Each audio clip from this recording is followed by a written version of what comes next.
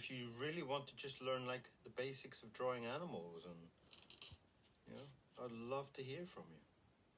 I definitely would.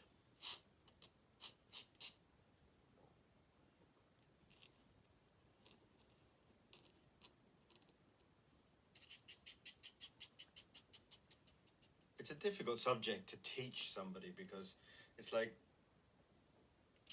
everybody wants to learn something different. So if you write to me, send me a comment and say, I would love to learn to draw mice, or I'd love to draw rhinos, or I'd love to draw elephants, or and we can kind of do some fun and funky drawings along that way.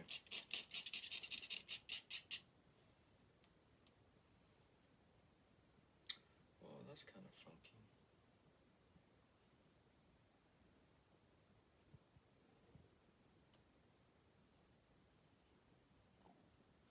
I wonder if do lady goats have beards?